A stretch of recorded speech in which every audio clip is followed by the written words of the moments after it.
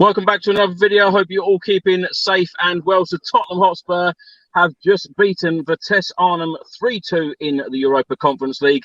Of course, it was Antonio Conte's first game as Tottenham Hotspur head coach. I haven't stopped smiling since his appointment, and he's got off to a winning start. Mauricio Pochettino got off to a winning start in his first game.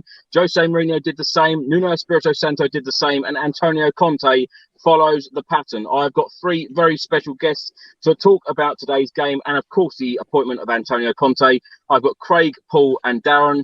Craig, how are you? I'm all right, Chris. Not too bad, thank you. Nice to get off to a win, and oddly enough, mirrored Mourinho's first win over West Ham, 3-2, going 3-0 up and then nearly throwing it away.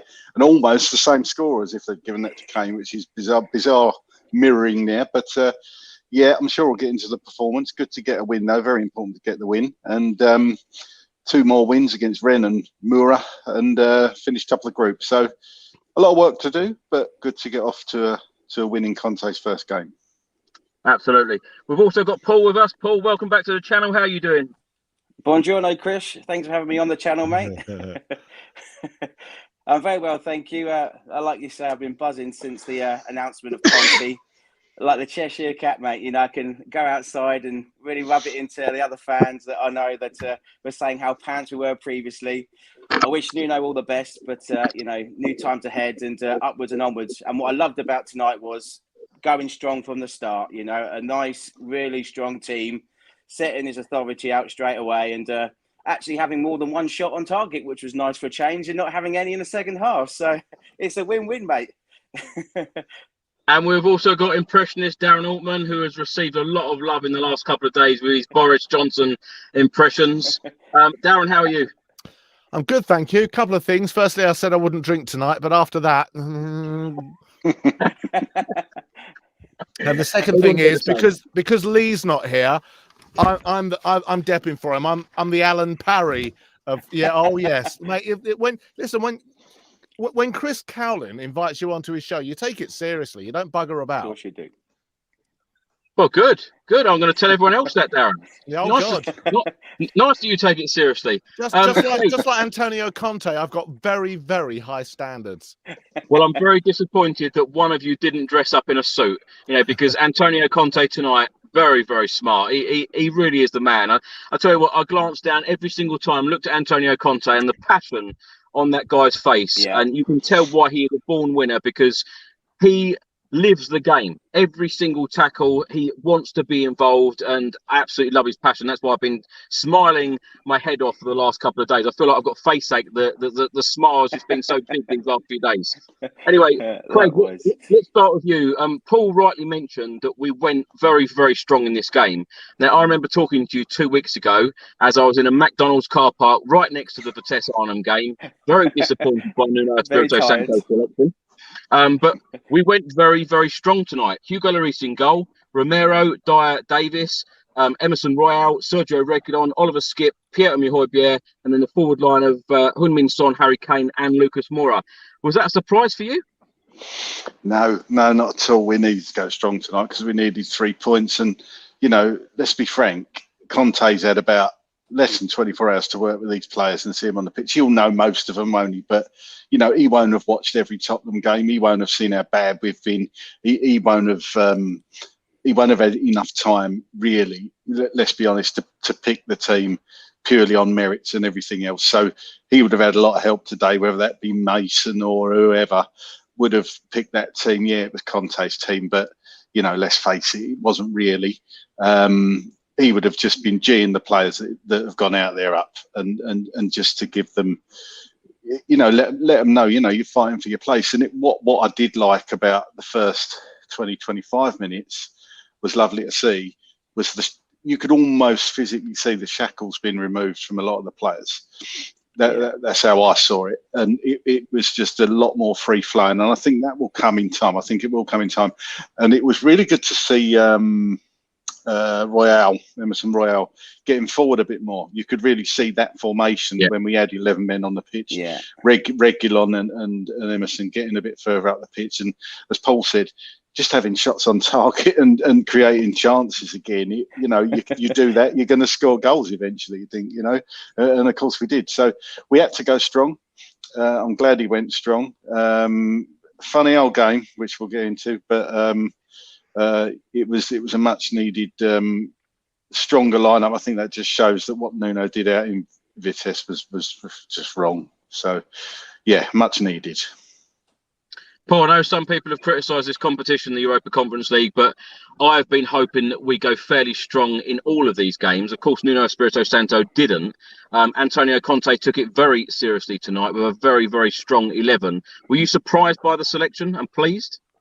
I was pleased first and foremost, Chris, because, as us fans know, we haven't had a great success in, competitions previously. It's not as if we get season upon season of trophies. So every competition that we're in, I want us to do, have the full best team out there and try and win each competition that we're in. Otherwise, there's no point actually playing for the club or supporting the club.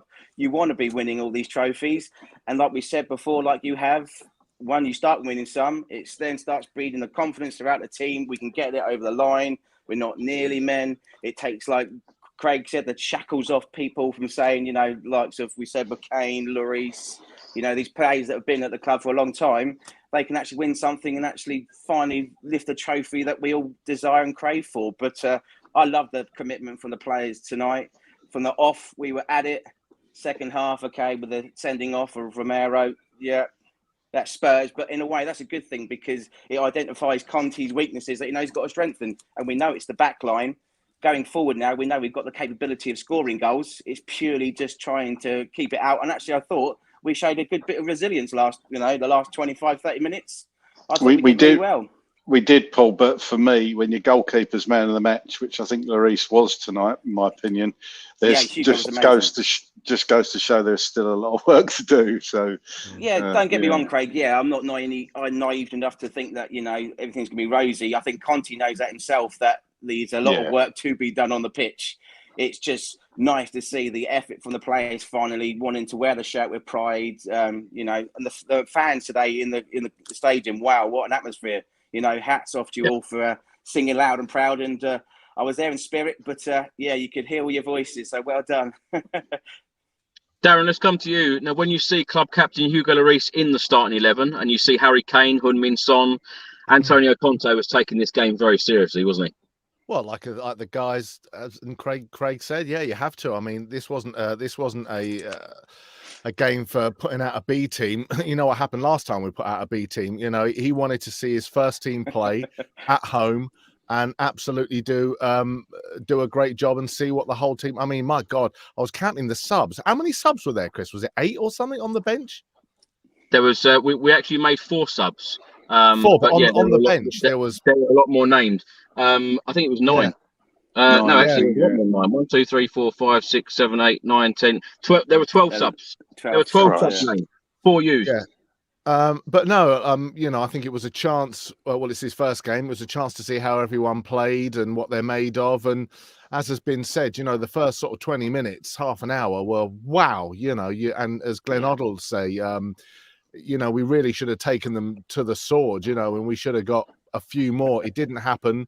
I'm sure we'll discuss that, but I mean, you wouldn't have seen it, Chris, but he was just interviewed on BT Sport, and he said, he said, I'm pleased by the players' passion and the commitment, and they're willing to play and get forward.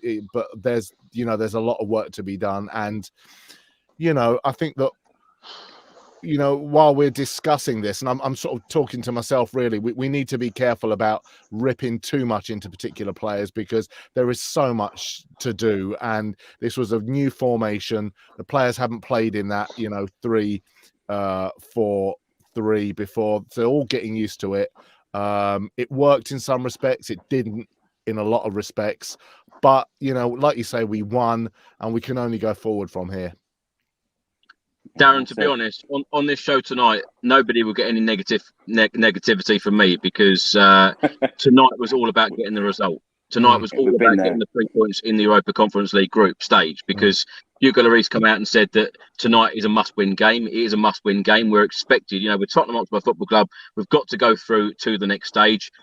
Next, I want to talk about, it's not about the game. It is about the appointment of Antonio Conte, because when I was standing there today, and I did put a video out just as the game was kicking off, showing Antonio Conte walking out of the tunnel, the smile on my face was immense, because, no disrespect to Nuno Espirito Santo, the confidence was just an all-time low for me on Saturday. Walking from that stadium on Saturday, I've said on videos in the last couple of days, I had a sleepless night Saturday night, felt absolutely awful, worried about the direction of the club, worried about where we were going as a club, worried where the goals were going to come from and what we were going to be doing.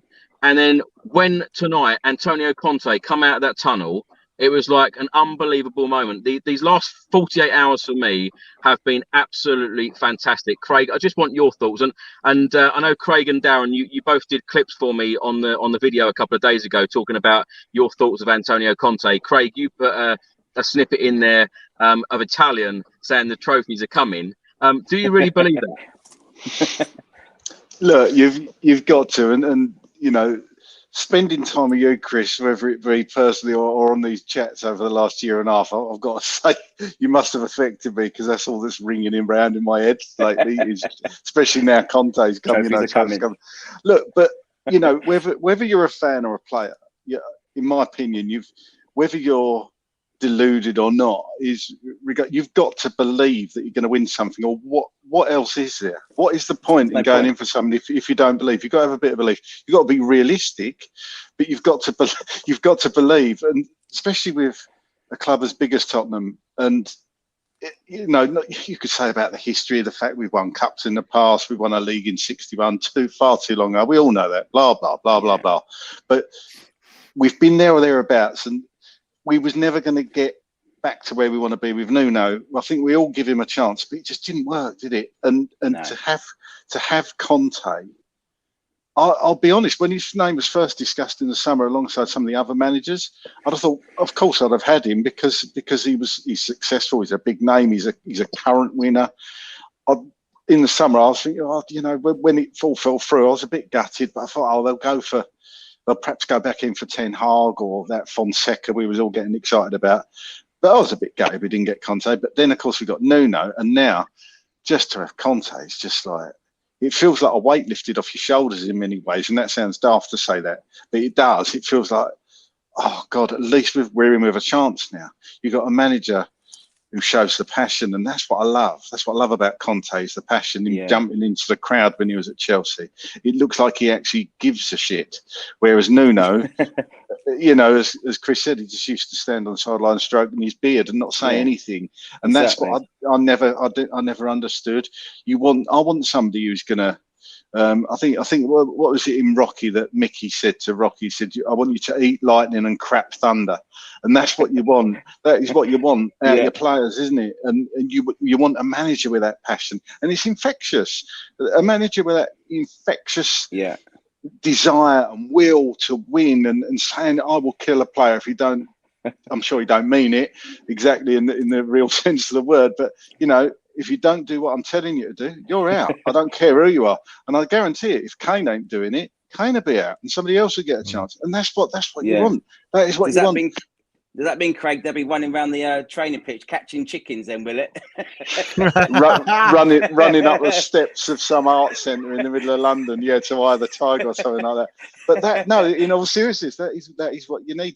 These players need to kick up the arse, and they're going to get it under Conte, and they'll find out over the next few weeks. He had a day. Let's not, like Chris said, let's not go into heavily on the players tonight. Even Winks actually looked half decent tonight.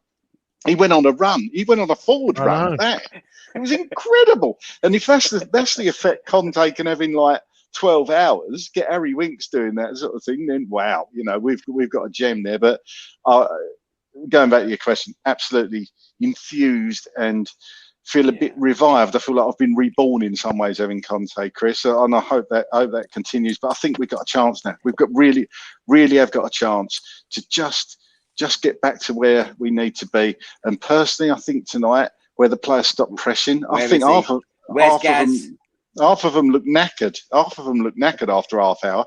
I think they needed a blow, and he'll get the fitness sorted out. But very, very happy. There he is. I can hear him. You know.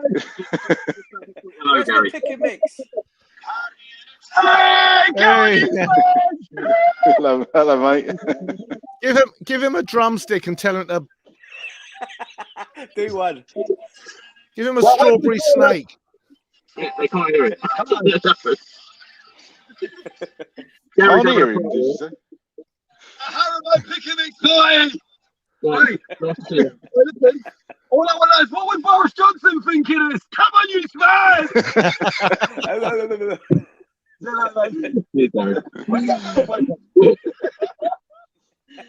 Sorry about that, everyone. Doesn't he know we're broadcasting? Darren, he's actually got the phone in his hand watching it. So, yes, of course he knows. And Love you, guys. be a part of everything. That's the thing I love about Gary, Chris, is that he's so shy.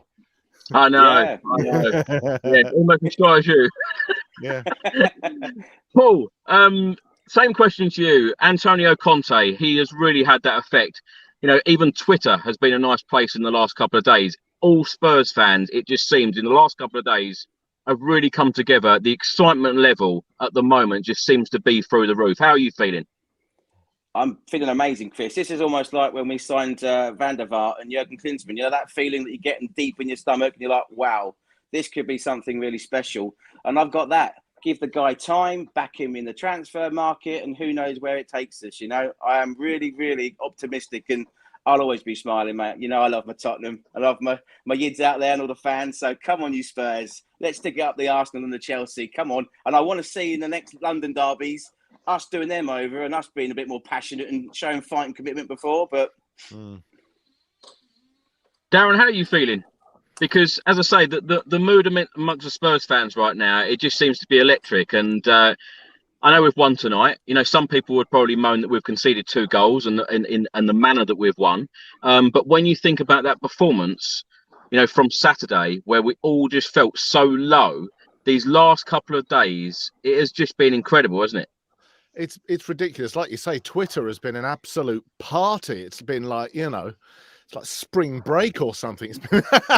It's been brilliant. But I mean, you know, when we got Nuno, yes, he was like the 7th, 8th or whatever he was in line. But I thought, well, you know, when we got Poch, you know, he was a good young manager at Southampton. He didn't win anything, but he had a lot of promise. And I thought, well, maybe if we could give Nuno time, he'd be of that ilk. You know, he would come into Spurs and he would get to know the ethos of the club and develop a style of play. And unfortunately, it never happened. And we saw the results. We were getting battered left, right, and centre. You know, 3-0, 3-1s. There was no style of play, there was no passion, there was no shots on goal, there was no yellow cards, you know. And suddenly, what's going on? You're being harassed by the feds. Yeah, what's he doing? That's Gary leaving the car park. Is he? He's left the building. Yeah, in a trail of blackjacks and like fizzy Pick a mix spaceships behind him. But you know, even today, you know, and you know, obviously talk about a new manager bounce, but straight away the way they set up, it was clear what was going on. You know, 3 at the back, 2 wing backs, bombing forward, Skip and Højbjerg, 3 up front, and it was clear. And we got 3 goals, bang, bang, bang. You know, all right, defensively there's defensive shapes, and you know we'll come to that. But I mean, straight away we've just gone. Boom. Listen, they can't get carried away, but I mean, you saw the difference in one game, certainly. Absolutely. And I was absolutely delighted. As I said earlier, you know, going from that Manchester United game where we didn't even have a shot on target. And I know some people will say, yeah, but it's completely different opposition. You know, we're playing Manchester United, we're playing Vitesse Arnhem. Craig, let's talk about a point from Roy here. And Roy, thanks so much for all of your comments, and you're a great supporter of this channel, and I really appreciate it. More positives than negatives. We look a hell of a lot better, and Conte didn't stop working on the sideline, constantly coaching. Now, you said that about Antonio Conte as well. I completely agree. The guy doesn't stop coaching at all. He likes to be involved in absolutely everything, running up and down the touchline, very, very vocal. And this is what we wanted. And it just seems that, you know, I don't want to dig Nuno Espirito Santo out even more. But he did seem very quiet on the sideline. And when you've got a manager so vocal, and we've seen him say comments before, if someone doesn't do what I say, I prefer to kill them. No one's going to get away with making any mistakes in this team, are they? No. And, like you say, I don't like slagging players, managers off, but, we're all entitled to opinion. We essentially pay their wages to a certain degree. We support the club. So, in my opinion, you have to have an opinion. You're entitled to it. And Nuno just wasn't the right fit. And I don't like to say, I want a manager to be a coach and shown and seen to be a coach. And I want to see a manager shouting at players, don't care who you are. I always prefer to see that. And, when Nuno's just standing there not telling the players what to do, you could argue they're professional footballers who shouldn't need to be told, but they do. Any footballers at any standard need to be told what to do by the manager. Why have a manager? In essence, just let the players pick their own team and go out and play. You need the manager to tell them what to do. And Conte's always done that. Pochettino used to do that. Mourinho used to do that. All the Klopp does that. Guardiola does that. All the top managers do that. He's just going to. He's there to give them a kick up the arse when they need it. I saw him shouting at Ben Davies today. You wouldn't have seen it, but it was on the telly. Yeah. He's going, Ben. I thought he was going to say, get off. I think that's what he was trying to say. And say, like Beckham. But he's just great to see. Very early days, of course it is. But, was it Roy there? He was dead right. There's more positives than negatives already, And a lot wrong in that game still. Let's not beat about the bush. But, even in Kane, you could see there was something different about him tonight. He's almost given up, hadn't he, under Nuno? You could see he wasn't chasing his lost causes. And, he won a couple of free kicks. He got the fella sent off. He actually looked like he gave a crap tonight, which was great to see. So don't underestimate the effect Conte's going to have. And over the next year, it's just a shame of the international break, but perhaps that will help him just get settled in. He'll have a bit of time to get his family settled in. If that's, I don't know if he's still got a house in London. I would imagine he has. But just to sort a few things out and then really get to work with the players that aren't going international duty and find his feet. And then, well, hopefully, let's hope we get a win at Everton. That would be lovely, wouldn't it, to go in the international break with a win. Paul, since Antonio Conte has been Tottenham Hotspur head coach, what do you think he has changed since he has been? He's been there for less than 48 hours. He's taken charge tonight. Obviously, we've got the win. We're all in a good mood because we've got the win. We've had shots on target with great chances, score goals. But when he walked through that door, what do you think he has said to those players?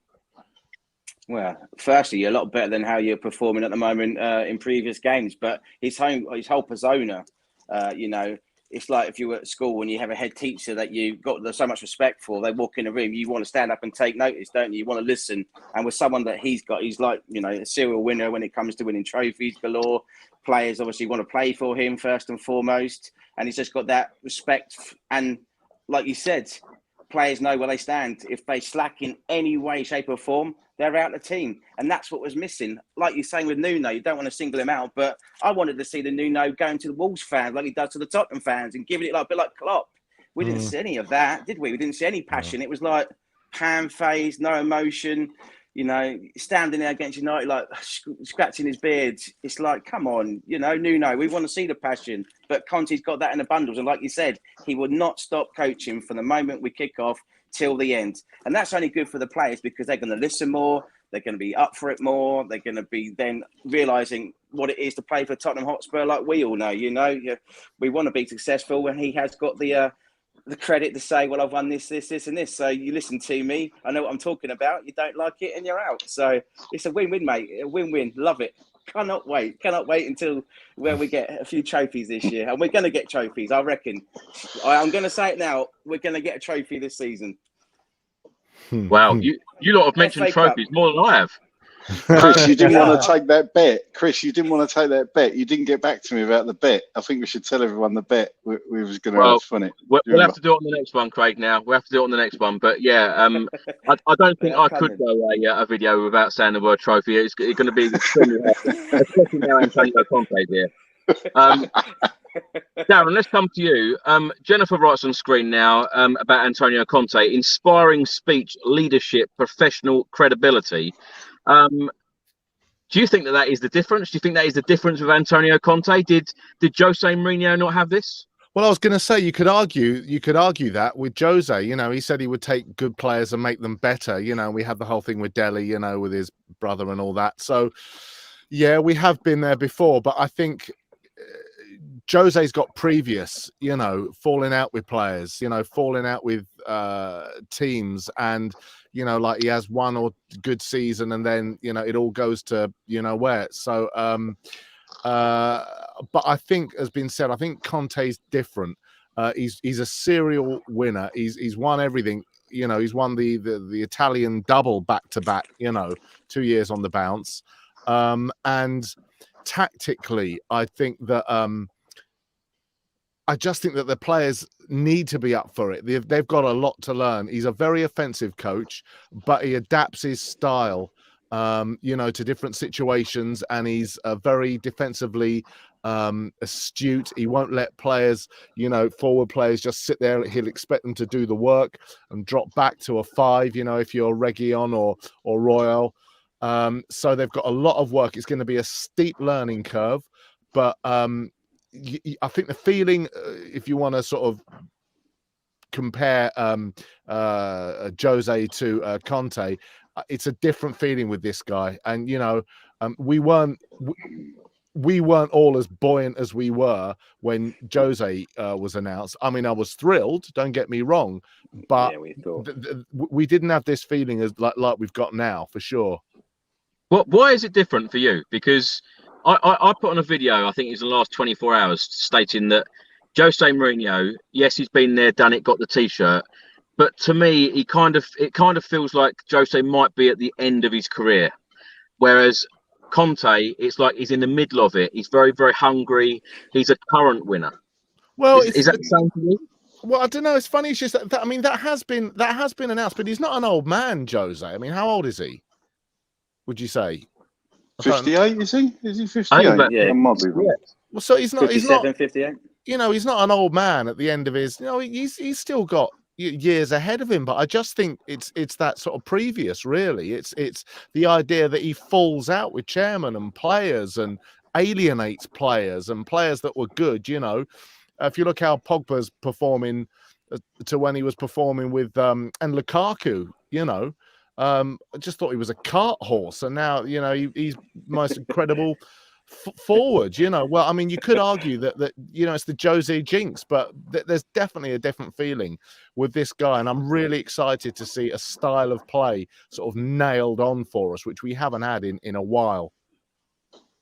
I want to know when our players, sorry, Chris, to come out on the pitch. I want to know what we're getting. I want to be sure that we're going to get gung ho, forward, attacking, attractive football. You know, from the off. That's what I want to see.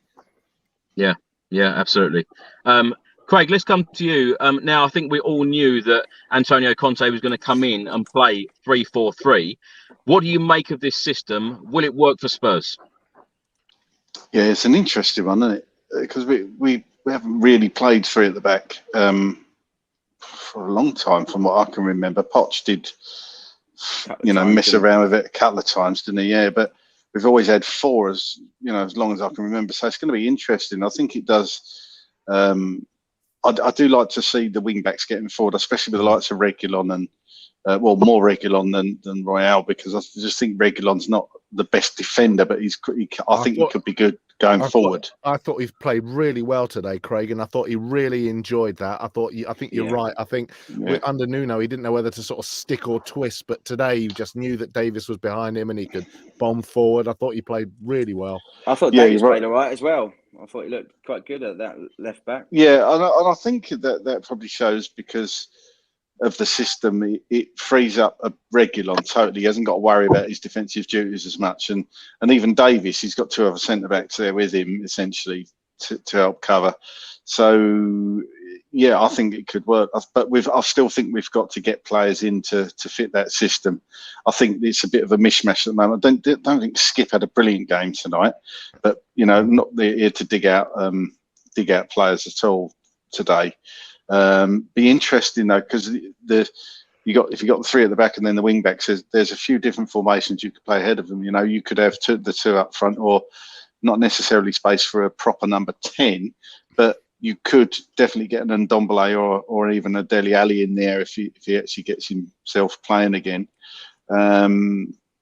Still think we could, if there's rumours, about getting the Vlahovic, I think you could suit that formation with Kane up front and then do something with Sonny. If you had them 3 up front, and that's why I think Bale would have thrived in this system. It's a shame. Shame we still ain't got him. But yeah, I think it's a big change for the players. With the fans.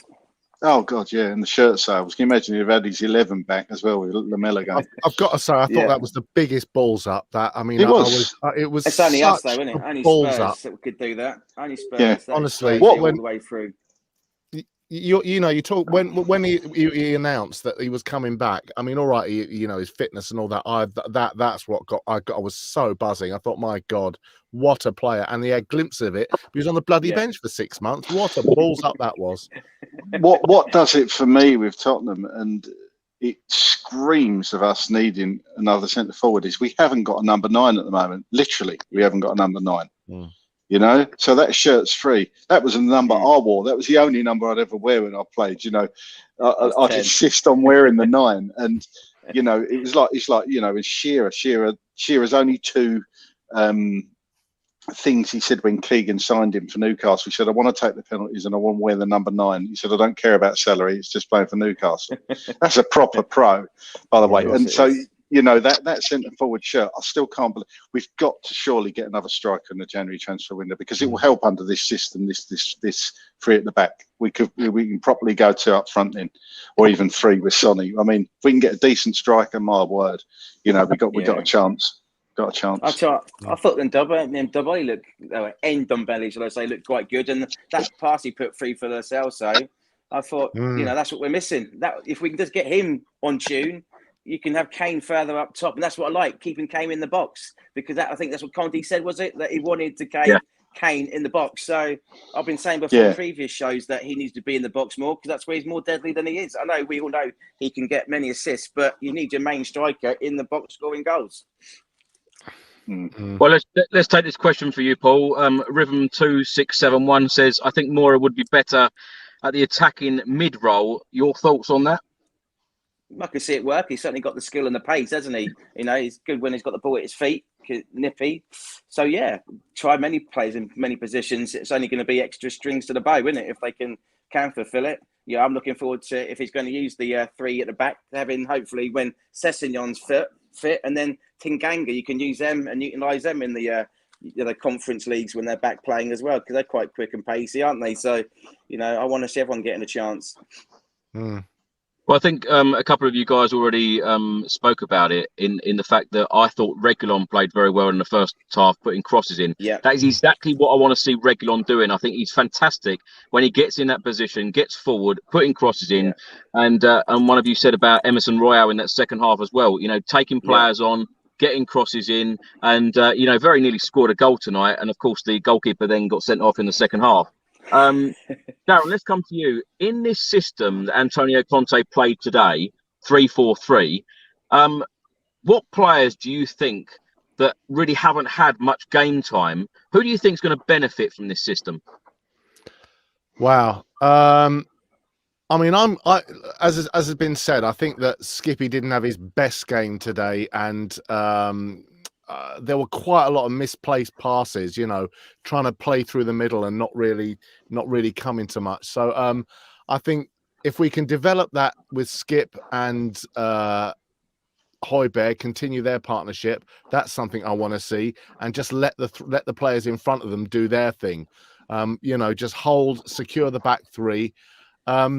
Dele Alli and Ndombele, I think we've seen enough of him to know that, you know, tactically speaking, if he gets on the same hymn sheet as Conte and starts to know his style, I don't want to see him left out the scene. I think he's an incredibly exciting player, and it's like I said, with time, you know, I think he'll develop into a very important part of our team.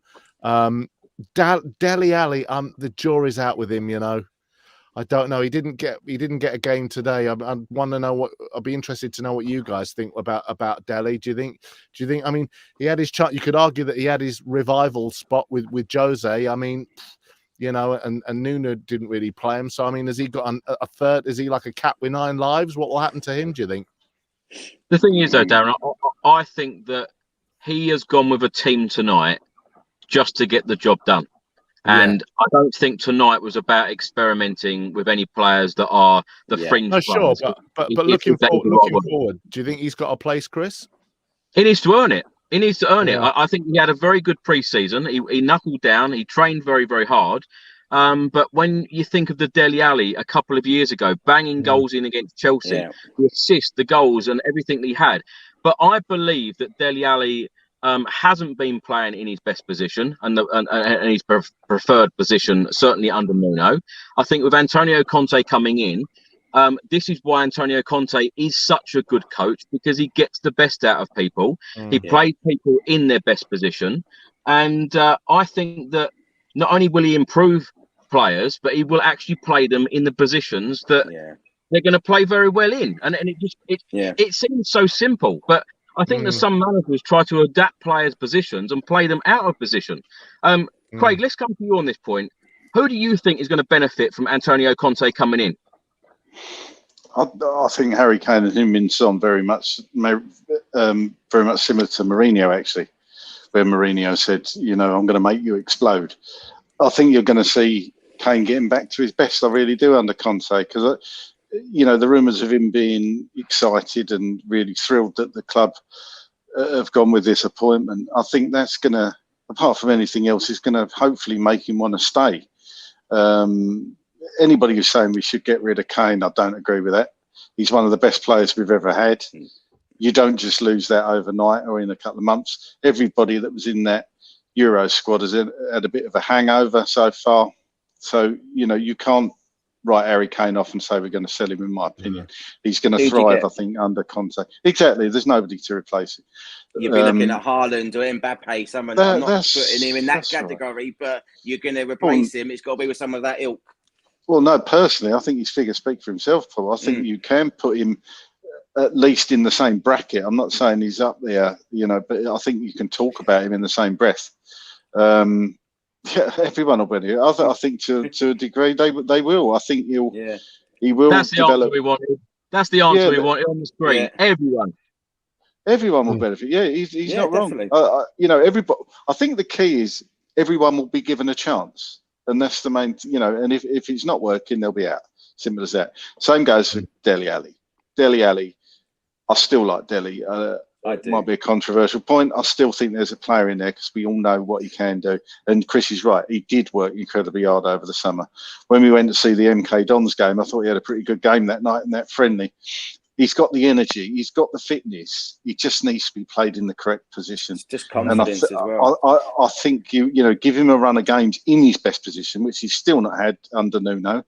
I think he'll be pushing for being in that starting 11 eventually. I think under Conte, I think Conte will like him because he's still got that edge, and Conte likes players with edge. You know, when you look at the Diego Costas of this world and players like that, you know, we need to be a bit nastier still, don't we? Yeah. And Romero, although he got himself sent off tonight, I love Romero. The more I watch him, the more I watch him. He's a real player. Players like that, yeah. And I thought it was a bit unlucky to get the first yellow card, actually, but I didn't even know he got the first yellow card. I don't know what I was doing when he got the first yellow card. I didn't even know. But yeah, I think most players like on the screen will benefit, and I think Winks and Ndombele. Yeah, I think Winks will actually. I think he'll like Winks. Funny enough, I think he'll bizarrely, you know.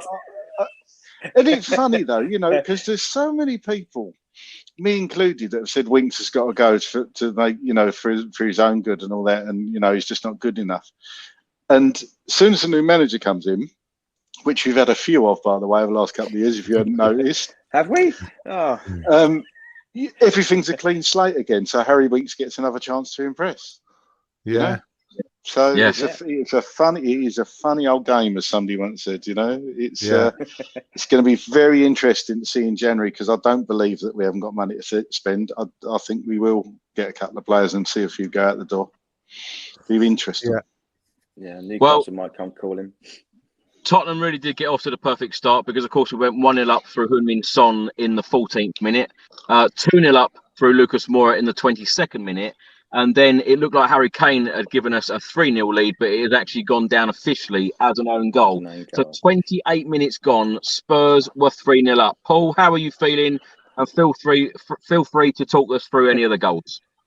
I was buzzing, mate, you know, to see what we had previously, to get 3-0 up by the 28 minutes. I thought it was going to be up into the 6-7 mark. But, you know, I was happy just that, you know, we're actually getting and creating chances again. You know, after the previous couple of performances, I was down, I hit rock bottom. And just going back to what you said about Conte compared to Mourinho, I think Mourinho's got a bit more of an arrogance about him, where Conte isn't. He's a man manager. That's just my opinion. I think that, you know, Mourinho, it's all about him in a way. And, you know, he will set examples of people if he doesn't agree with him, because it's him, you know. But Conte, I love him. So I like what he does, what he stands for, what he is as a manager. But going back to the other subject, I was really pleased. I thought, like I said from the start, was positive, energy, passion. The fans felt it. We all felt it. And wasn't it lovely seeing Toby in there? I was like, when Romero got sent off, like, quick, get him his kit. Get him back out on the pitch. We need you, Toby. But everything, the whole performance, all right, second half, we know we got a sending off. It did dip. But, hey, this is Spurs. I'd rather have games like that than what we had previously, where there's not a shot on target and it's boring. We're going sideways, passing all the time. There was something at the end of it. You can see a structure. You can see his thought plan. Get up the pitch as quick as possible. Get balls in. Let's create chances. And I'm buzzing still. I don't care at the moment about performances. I just want to enjoy seeing Spurs again on the screen, having that buzz. Yeah, it's Spurs kick off in a couple of minutes. Let's go. Get to the ground. I can't wait to get up to White Hart Lane, you know, and see a live game again soon. You know, I've had some mates that got some tickets for the end of the month and the start of the new year. I'm like, well, did I really want to do it under Nuno? But I said, you know, you've got to go now for Conte. It's going to be a different atmosphere, a bit more optimism, and let's crack on and hopefully win a few more games and get up into that top 4 spot. Paul, do you think it's beneficial to Antonio Conte to start his managerial career in a game like this, in the Europa Conference League, rather than starting in a Premier League game? Or don't you think it matters? Well, to me, it's good in a way, because it gives him a chance to assess, you know, the players, you know, a bit more closely. You know, as we all know, this Premier League's a different kettle of fish. You know, you're up against great players every week in, week out. And having that experience already, he knows it already. But certainly he will obviously identify weaknesses and obviously implement his authority on them and try and make them better. So, yeah, doesn't matter which competition. It could have been the Carabao Cup, the FA Cup. Just assess them and make them better. That's all we want, isn't it? Make them better. Make our players that we got better. And if you can't, ship them out. But I'm just going to say, for the record, well done to Dele Alli and Paratici, because to get him on board was a massive strategy. Buongiorno. Can I just say, we haven't had a definitive. A lot of people say Paratici and then say Paratici. Have we actually got a definitive answer on this? Do you know what, Darren? I have asked so many Italian people, and when Fabrizio Romano has come on this channel so many times, they all call him Fabio Paratici.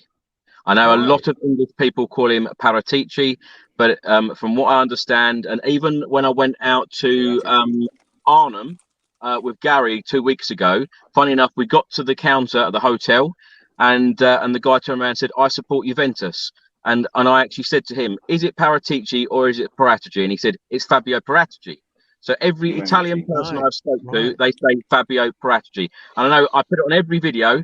and you still get the odd person saying, "You're saying his name wrong." But I've spoken to all these Italians. I was in the Paratici camp, but I've been schooled tonight, so thank you. Yeah, Paratici, right. Jermaine Genus kept saying Paratici tonight. I was screaming at the television, it's Paratici. Who said that, sorry? Jermaine Genus. Yeah, Jermaine Genus. Yeah, Jermaine Genus. Carry on. Tomato. Garage. You shut your mouth. Darren, what I want to know is, in the last 48 hours with Conte as our manager now, how much ice cream, pasta and pizza have you been eating? I've never seen so many Italian flags on Twitter in all my life. I mean, Richard Cracknell, you know, bless him, is now Don Riccardo Cracknioli. It's brilliant. I love it. I love it. Well, Darren, this one's especially for you, and sorry to do this to you again on this channel, because it seems that Boris is on this channel more than some of the regulars. Awesome win from Welsh Guy 2014. Awesome win. Can we see some Boris Johnson, please? Come on, you Spurs. You know, Boris Johnson was on this channel a couple of days ago, and you know, some people didn't even know he was a Tottenham Hotspur fan. So as you know, I am a fan of Latin. So castigat ridendo mores order est facere. Today is to do, Christopher. Yes, and to you I say, come on, you Tottenham Hotspurs. Yes. Where's that fucking pick and mix?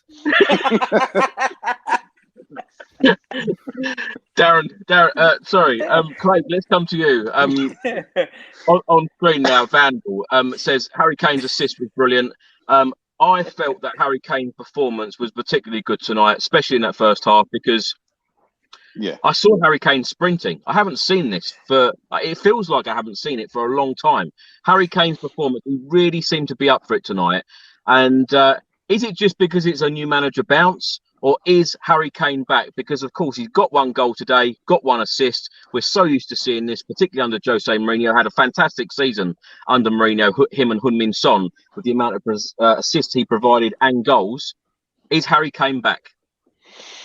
I think he's just going to be a bit more invigorated and enlivened again, because ever since he didn't get his move, and let's face it, he obviously did want to go in the summer.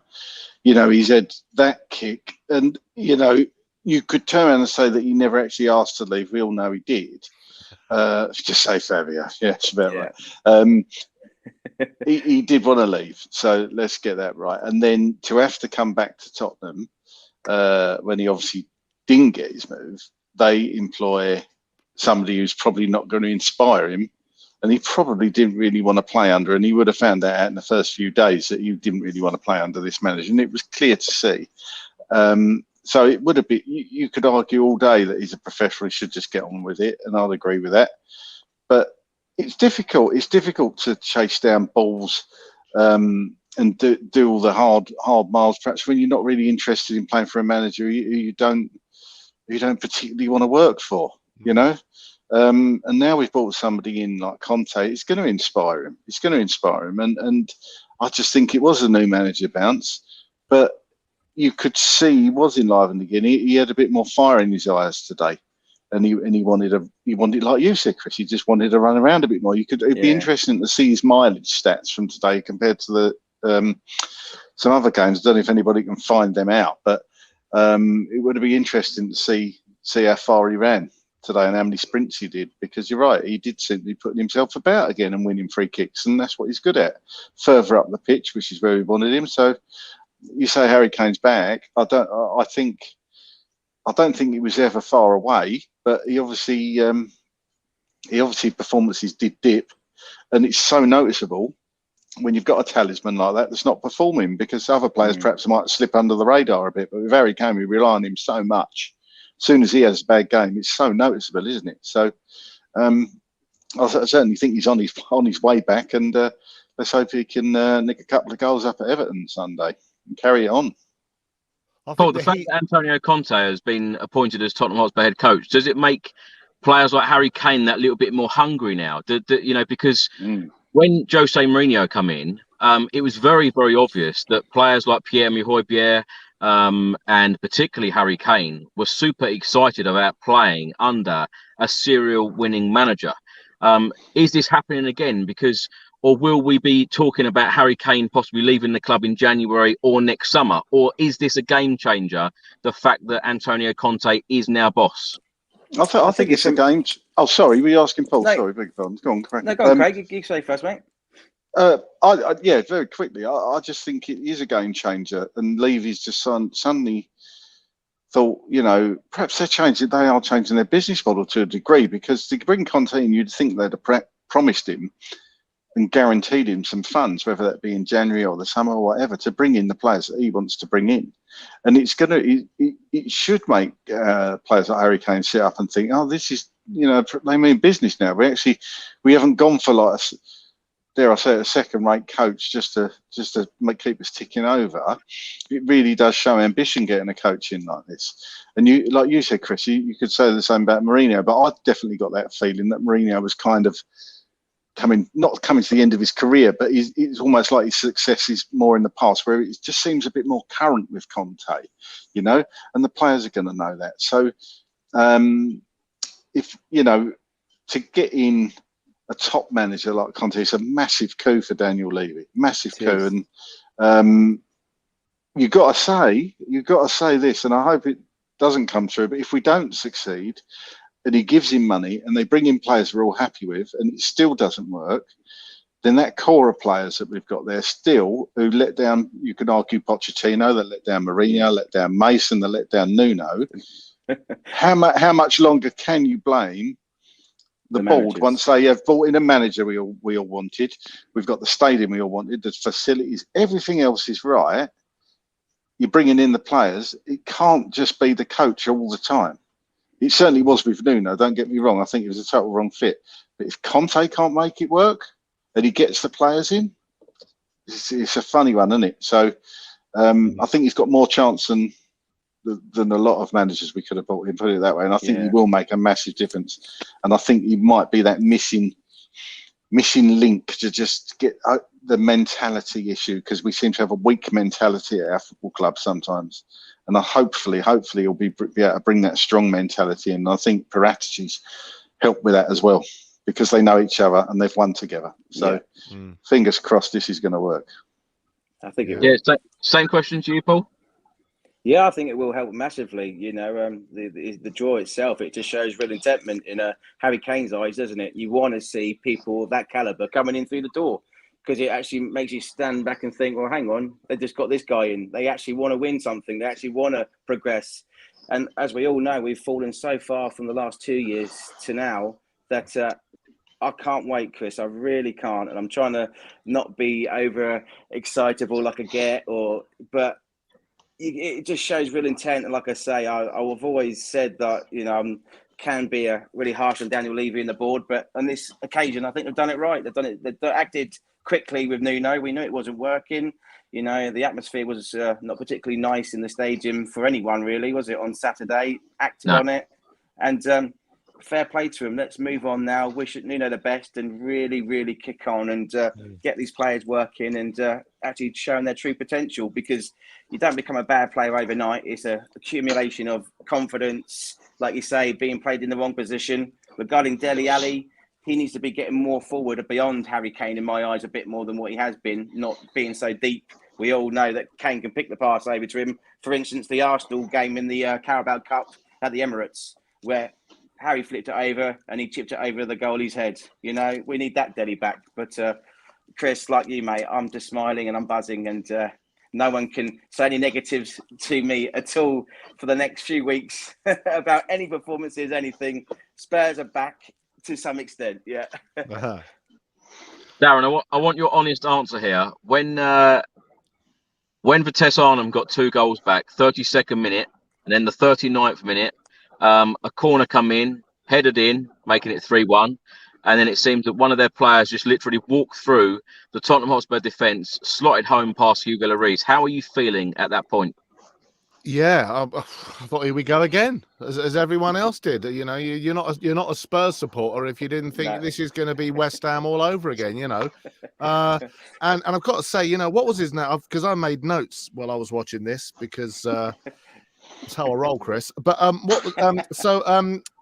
the guy that was it, Bazua, the black guy who had a shot at Lloris, was completely, utterly unmarked. He was on his own. And when he received the ball at the back post and there wasn't a Spurs player within, 10 yards of him, no! But, we survived it and we got the 3 points. But, of course, yeah. Oh, you're crapping yourself. You just think, here we go again. This is, but I mean, to go back on your last question, when Nuno was sacked, I thought, and this is no disrespect to Ryan Mason, when you haven't mentioned that he's we haven't discussed, sorry, that he's now the first team coach, which is a great appointment. He's going to bridge the gap,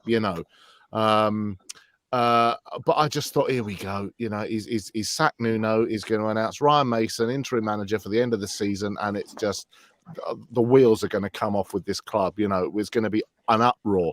So I could not believe it when they announced Conte. But in terms of, I'm meandering, but in terms of Ryan Mason, I think that'll be a really nice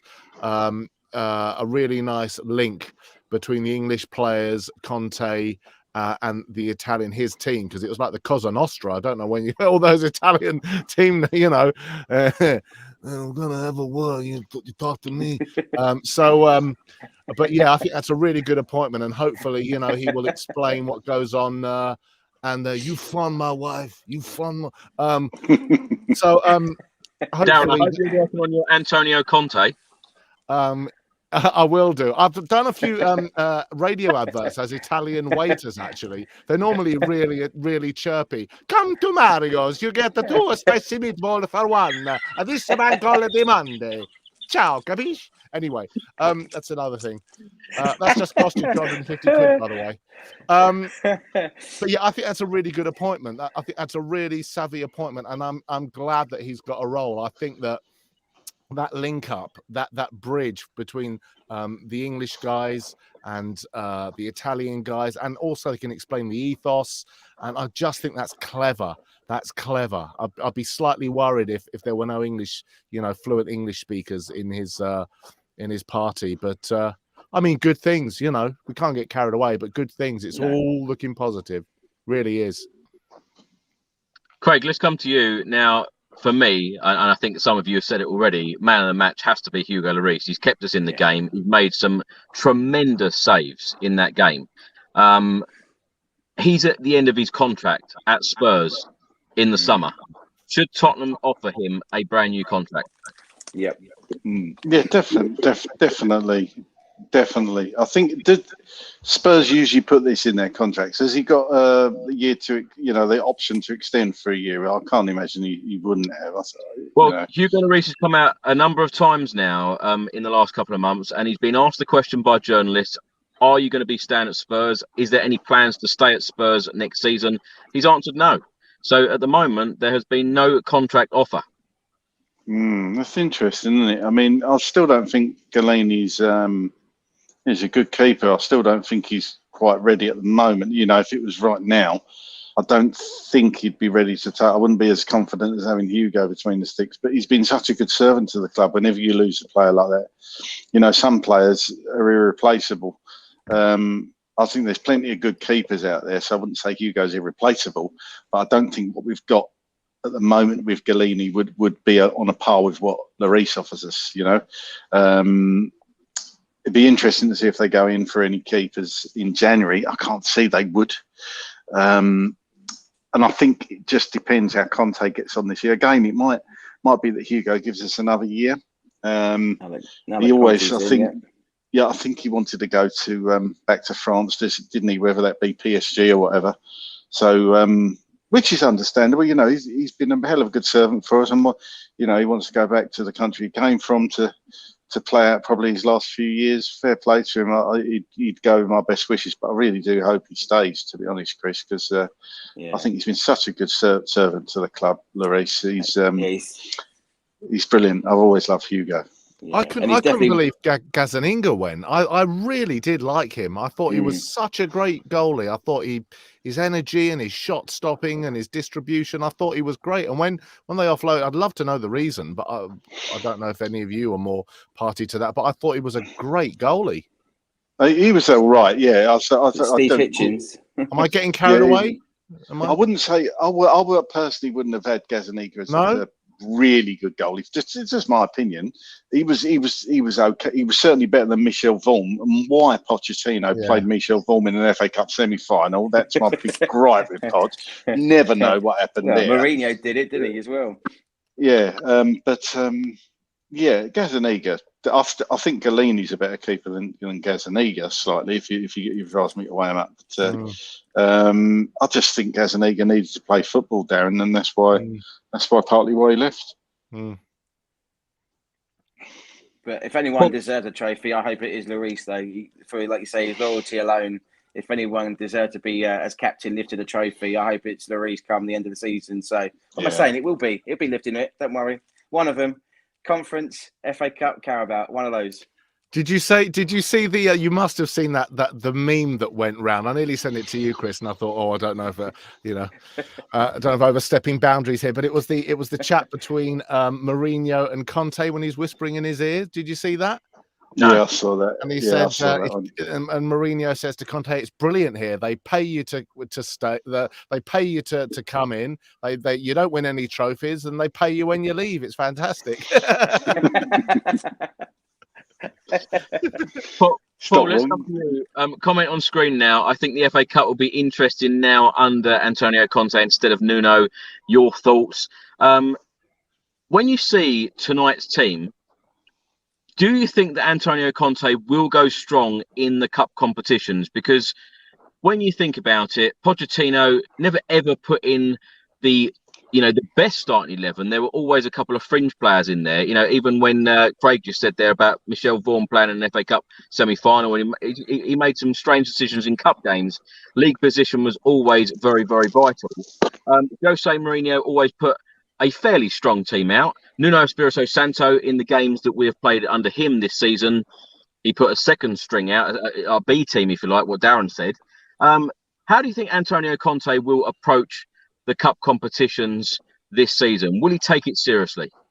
I think he will, because that's our best chances of actually winning a trophy, isn't it? Let's be fair. We're not challenging for the league this time or maybe next, but definitely FA Cup I would take seriously. Carabao and the conference trophy, be in it to win it. So you play your best team, and that's only going to build confidence, because the more they play with each other, the better understanding they're going to have with each other. And bring it on. Let's just keep going. Let's just keep bringing it on, getting that trophies. As I say, if I sit in here saying, "Oh yeah, each year we've won this, we've won that," then I'll be lying to say with the club that you just expect it. We've been starved of the FA Cup, and for me, that's the most prestigious cup competition in England.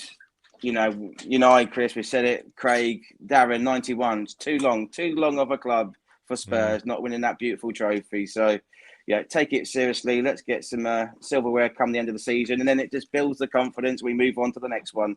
I'd love to see us winning leagues and Champions League, but got to be realistic. We're miles away from that at the moment. So what we can win domestically or in Europe, 100% all out every round. Next one to the final.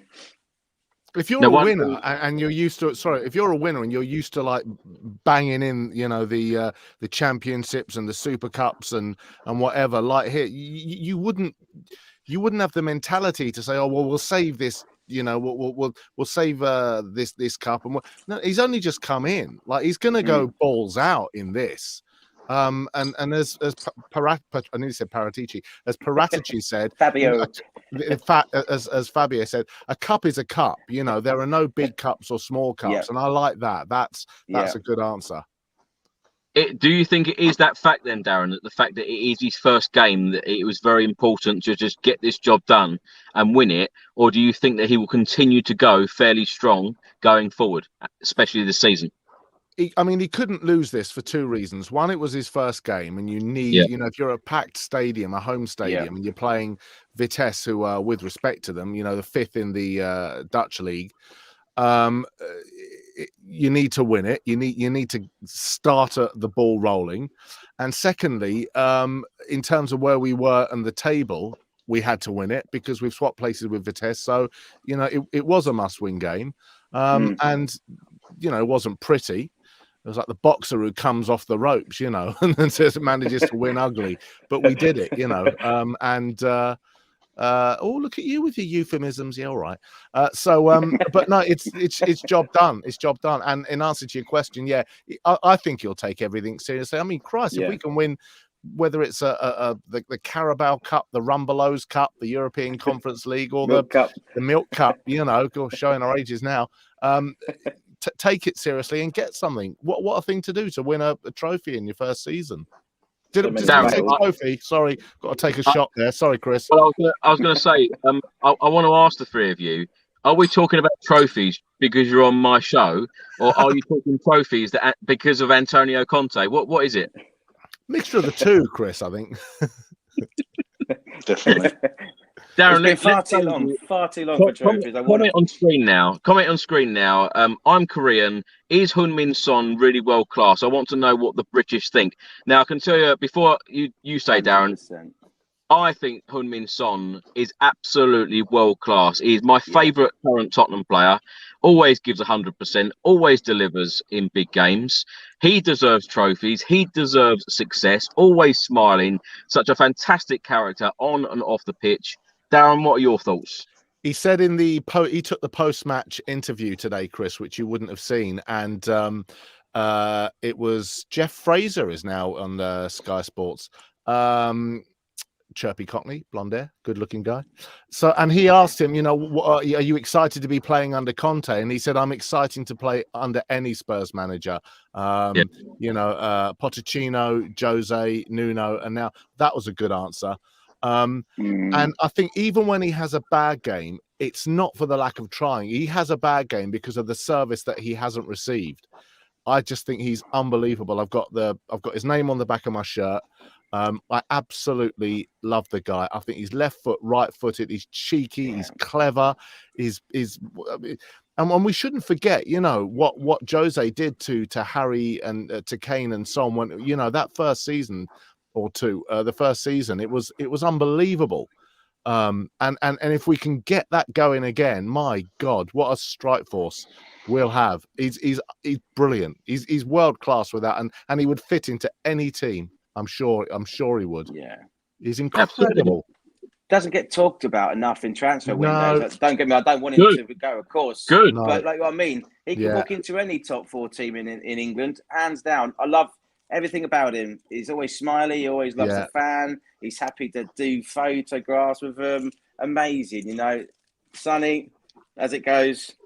I love you. And when he signed the new contract, Paul, God Almighty, what a day that was. That was the best business of the summer, as well as getting Fabio in as well, personally.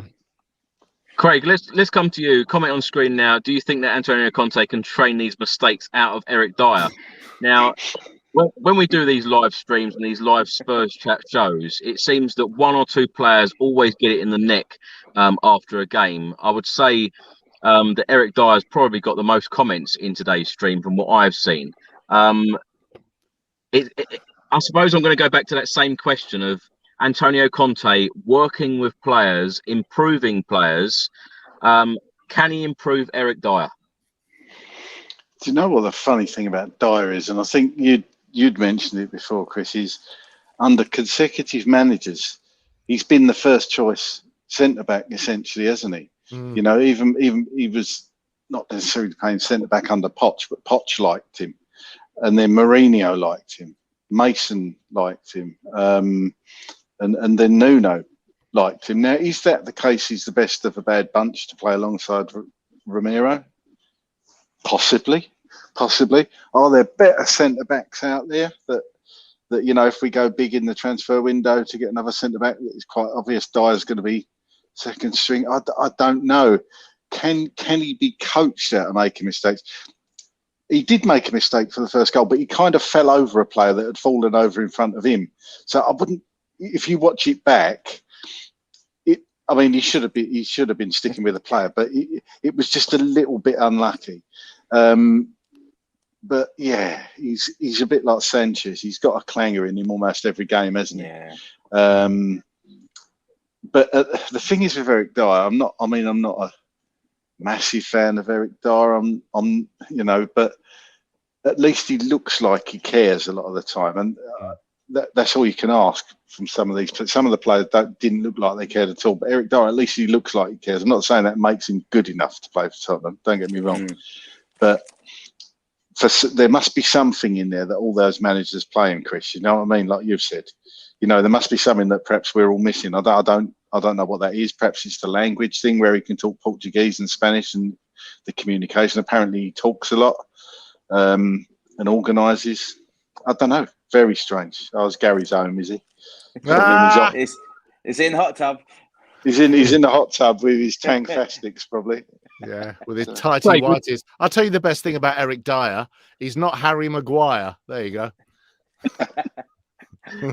Craig, we've already spoken about Hugo Lloris, and we've probably all agree that he was man of the match tonight. But the players, when a brand new manager comes in, particularly mid-season, a lot of the players must be worried about their futures, thinking, I've got to really impress here. Who do you think has walked off that pitch tonight at the Tottenham Hotspur Stadium thinking, I've done well tonight, I've done my job? Probably most of them, to be honest, whether that's right or wrong. I don't think, we've seen worse performances from people. Lloris 100% can walk off with his head held high, like you said there, man of the match. Kane, I think, would I think Kane would walk off thinking I'm more pleased with my performance tonight. I think Son will. Mora drives me mad sometimes, runs around like a headless chicken, but at least he brings a little bit of energy. I thought he played quite well. I thought Royal played well. I think he would walk off thinking I've had a good game. Reguilon, I think Romero, till he got sent off, just had another a good game.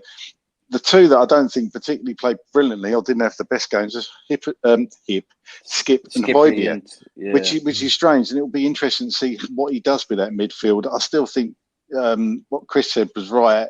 He just put out a team that was going to get 3 points tonight. Well, I don't think we can read too much into it, but it'll be interesting to see where he goes with that midfield tonight, because I don't think Skippy's had a couple of bad games recently, or certainly not up to his usual. And Højbjerg just, there was a few, I think you said, Paul, there was a lot of, or was it Darren, misplaced passes tonight and just loose touches and things we've got to tighten up on. Very, very sloppy in parts, and against a better team, we would have got punished. And, if Hugo not been on it, we could have lost that game. I didn't actually think they were going to get back into it and even draw level with us, actually. I wasn't that concerned. I just thought we always had another goal in us, because they're not that good, Vitesse. Come on. I agree. I completely agree, Darren. Craig, sorry. I completely agree with you. And I think that was the difference.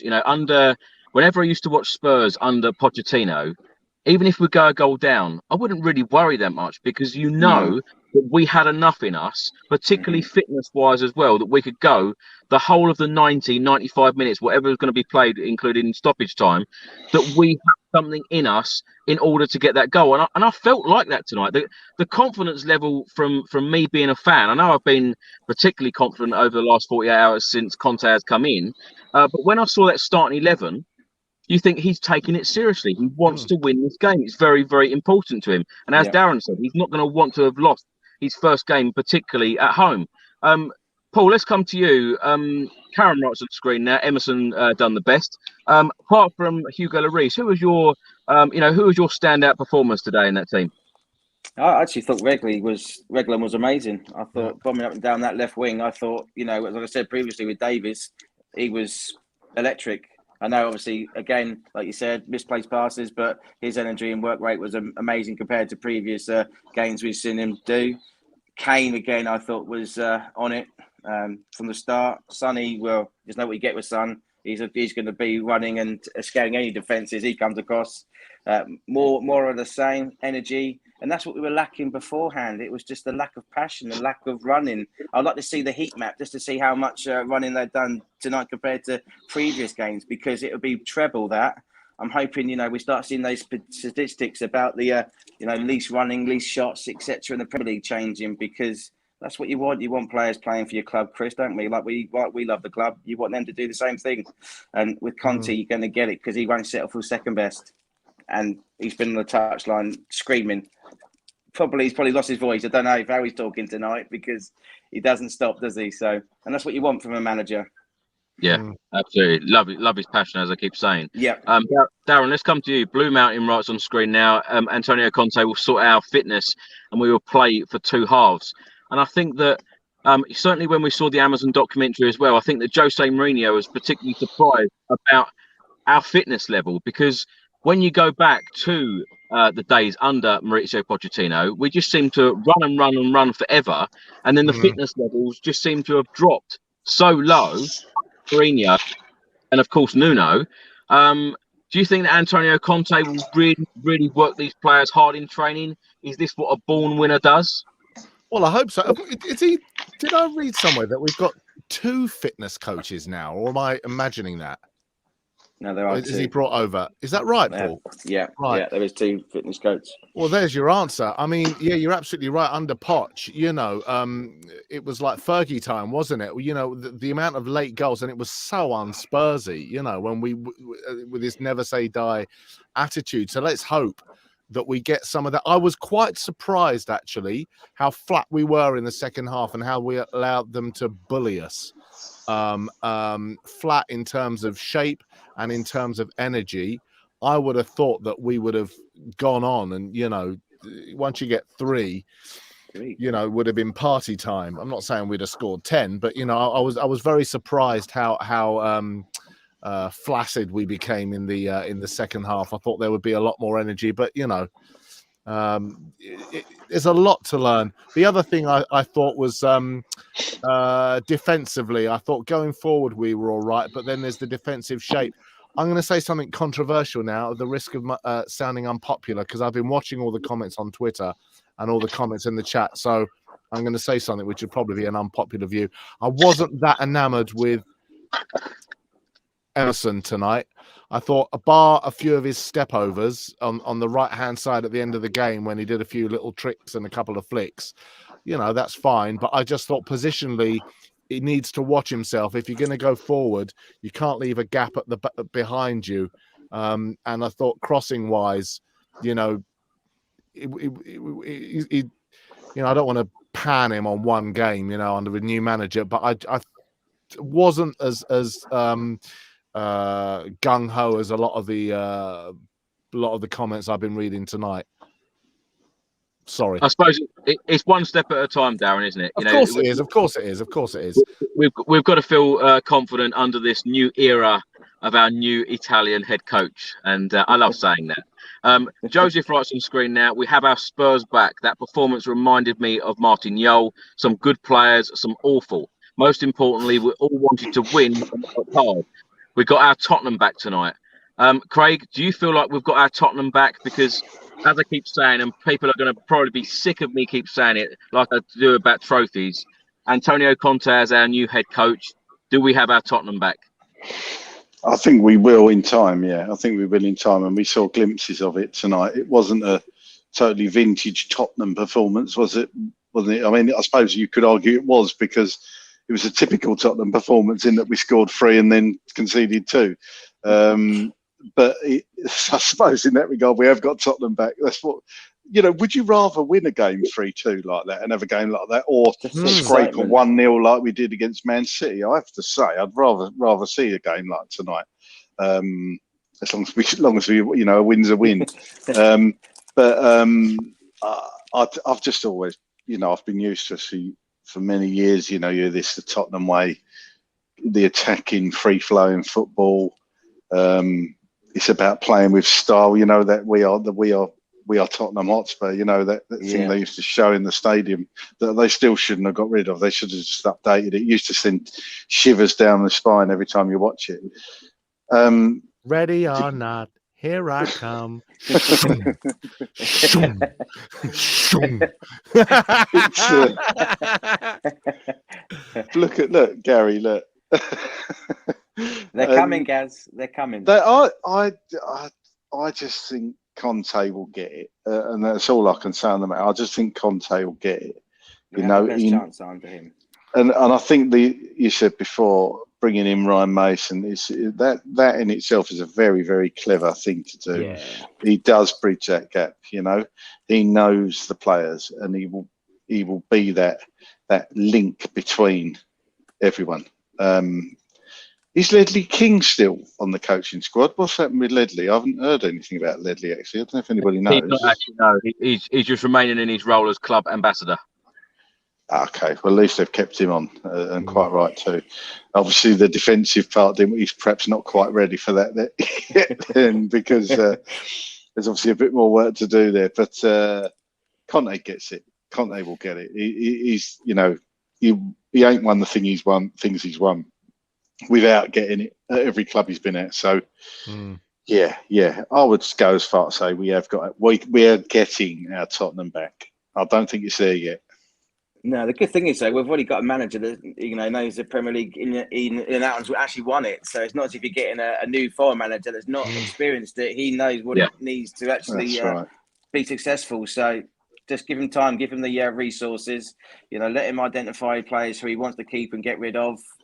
Back him in the transfer windows, whether it's an additional attacker, you know, or creative midfielder in January, and then come the summer really kick on. But you know, I don't want to be sitting here saying I want to go and spend billions in the summer, but really, when you're actually sourcing your players, making sure they're either to what you got or better than what you're letting left. You know, you let it leave and it's out the window. We all know that we didn't really replace Jan or Toby or Ericsson, and I think that's come back to hurt us slightly. But Paul and Darren, just want to ask your opinion on the appointment of Ryan Mason as Tottenham Hotspur first team coach. Just before we talk about the Everton game on Sunday, Paul, pleased with Ryan Mason being next to Antonio Conte in the dugout? 100%, Chris. He deserves it. So well done, Ryan. You know, all your hard work's paid off, mate. And it's also good because, you know, he's good friends with Harry. Was that another way of maybe, you know, swaying Harry to stay a bit more working under Ryan, you know, and that bond they have together? But, you know, obviously Conte's seen something in him in these last 3 days to warrant him being in his first team coaching squad. So well done. All the best, and love it from the club. Well done. Darren, after one of our own. I was just preparing for your next question. Oh God, Ryan Mason, brilliant. I mean, it's great that he's still in. You know, he's one of our own, and like I said before, you know, he's a nice catalyst between, you know, the club which he knows and loves so well, and the new regime. And don't forget, if reports are to be believed, Conte was so impressed, you know, with watching his training methods over the last couple of days. That he insisted he become his first team coach. So that speaks volumes. That does speak volumes. What does Gordon Ramsay think? Hey, big boy, look at me. Pass that fucking ball. Yes? Got that? Good. You take the ball, run down the wing, and put it in the fucking goal. Wow. Oh wow! Right, here's something new. Of course, Tottenham are back in Premier League action at Goodison Park on Sunday. Now it will be Antonio Conte's first game in charge in the Premier League as Tottenham Hotspur head coach. Spurs are currently sitting in 9th place in the Premier League. We have played 10. It's been a very up and down season so far. We have won 5. We have lost 5. Have a goal difference of -7. We have 15 points. Everton are just behind us in 10th. They have played 10. They have had a very up and down season as well. They're just 1 point behind us. They have won 4. They have lost 4. They have drawn 2. They have a goal difference of 0. How do you see this game going? And will it be the same team as what Antonio Conte has played tonight, or will he change it up?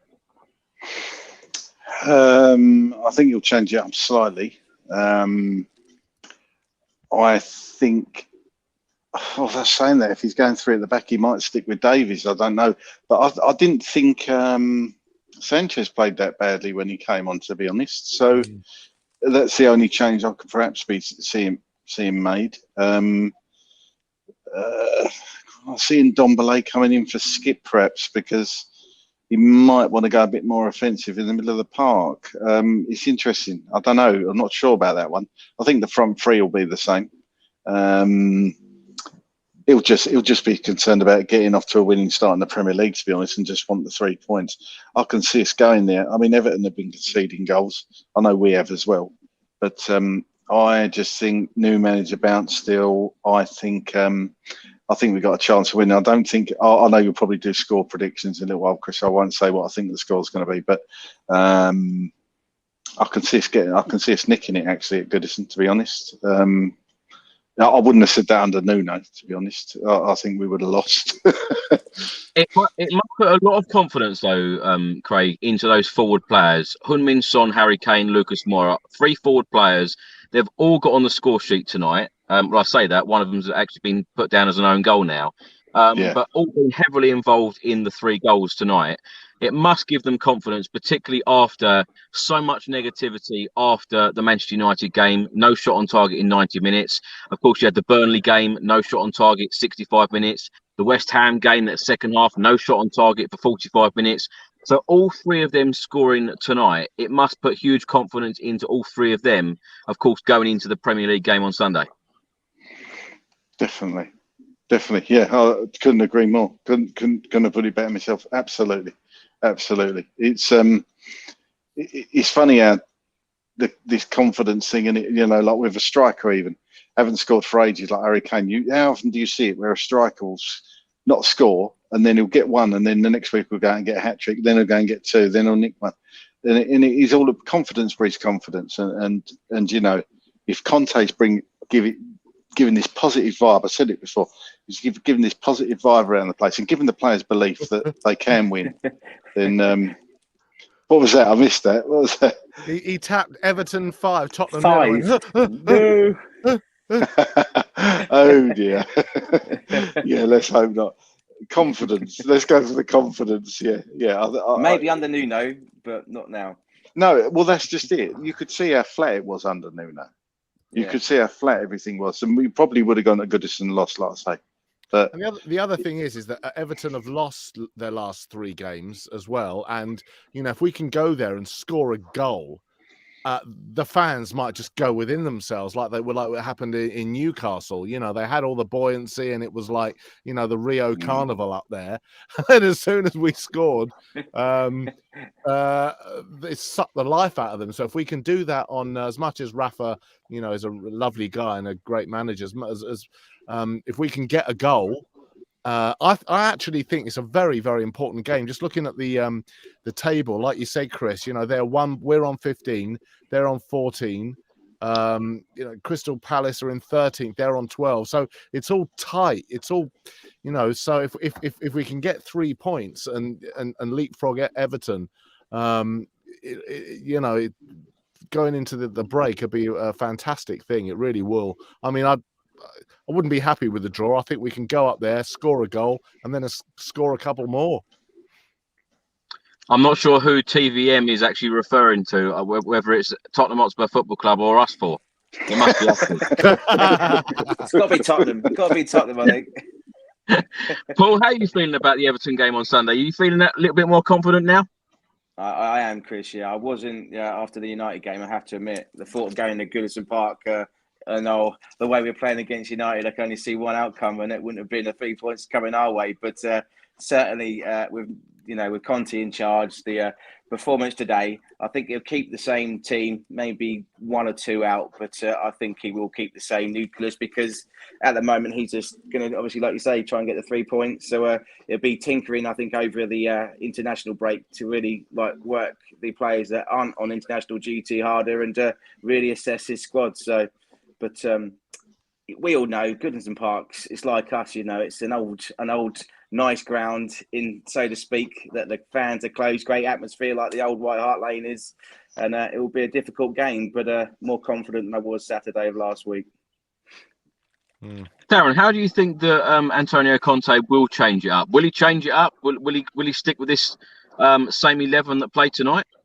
I don't see any reason not to be honest. I think if he's got the confidence to go out with a strong team like tonight, I think chopping and changing. I don't know. I mean, tactically, you don't know. He may know how Everton play. I don't know what his knowledge of the Premier League as it stands is. You know, surely, I mean, he'll be briefed, so he'll know where their weaknesses are. But I mean, I'm not a tactical expert, but I mean, I can't see him changing it. To be honest, I think it'd be silly to start chopping. That's how you get into trouble. As soon as you lose consistency, you know, and all the relationships and partnerships go out the window. But if you can keep a team, you know, for a length of time, then you get trust and relationships, and people know where their partners play. So I mean, I'd like to think that he would start with the same team. To be honest. One thing he probably is not afraid to do is make big decisions. So, you know, if he feels it's necessary for the team, he will do it. Where you think previous manager, no offence, Nuno, he would maybe kept the same players in, where Conte's a different level of, he will do it for the right of the team. And you like it or lump it. You know, like you said, Chris, earlier on, if you don't work for him, he wants to kill you. So, you know, he won't be scared to make any big decisions. I have no doubt. And that's what you want in a manager. I just think that Tottenham need to be ruthless and worry about Tottenham now rather than individual players, because we need to move forward as a club. And, you know, next year it will mark the 14-year anniversary of the last time that we won a domestic trophy. It is just a ridiculous stat. Every single time I say it, it's crazy. Craig, let's come to you. Joseph writes on screen now, how good a signing is Emerson Royal looking? For me, as someone who lives in Brazil, they rate him as their next long-term right back. Your thoughts on Emerson Royal, and let me put my 2 pence in before you say. When I saw him make his debut at Crystal Palace, I felt that he didn't really take on any players, and I've kind of had my reservations about Emerson Royal. I know it takes a while before you adapt to the Premier League and you adapt to a new country that you're playing in, but the last couple of games I've seen him play, particularly the Burnley game and tonight, I think he's done pretty well, attacking wise as well. When you think of Serge Aurier putting in the amount of crosses that he used to, you know, Serge Aurier got heavily criticised for his defending, but he could always deliver a ball into the box. And after seeing Antonio Conte setting up the way he did tonight, I really think that Emerson Royal will be really suited to this system, getting forward, bombing forward, getting crosses in, and might even get the odd goal here or there. Craig, what are your thoughts?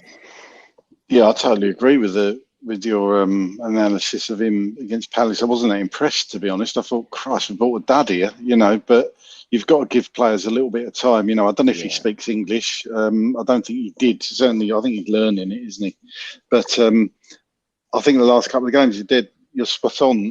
He's really started to come on a bit. You could see him growing in a bit more confidence, taking players on. That's what we want to see.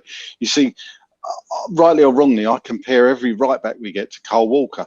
And I know I shouldn't, but I loved Kyle Walker, watching him play so much. He wasn't particularly best defender, but I've said on this channel before, pace, searing pace. You can't mark it.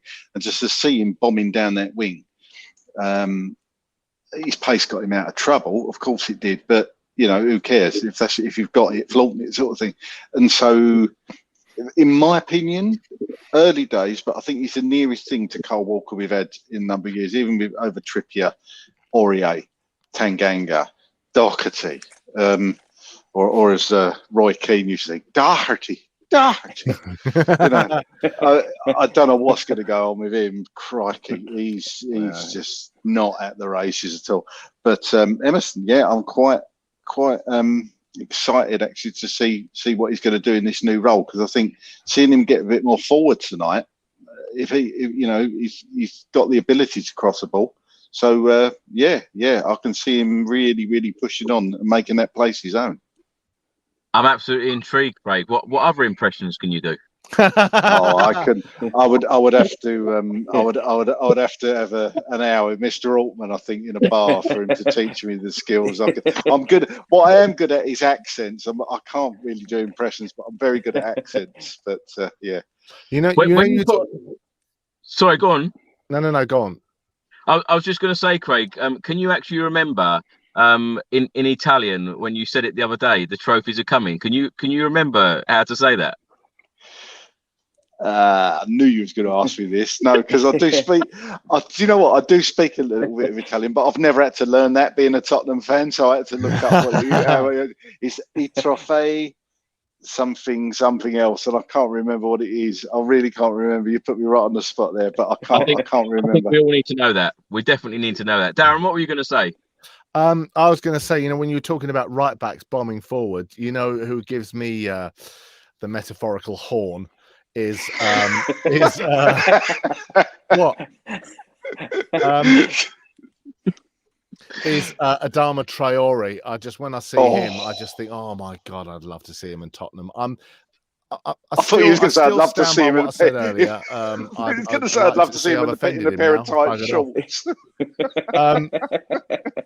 It's that baby oil. I like a guy who's not afraid to lube himself up before he goes on the pitch. I mean, hopefully, he puts baby. You look like he puts baby oil, Chris. On his arm. Yeah. I mean, puts it everywhere. Yeah. It reminds me, I must call my mum.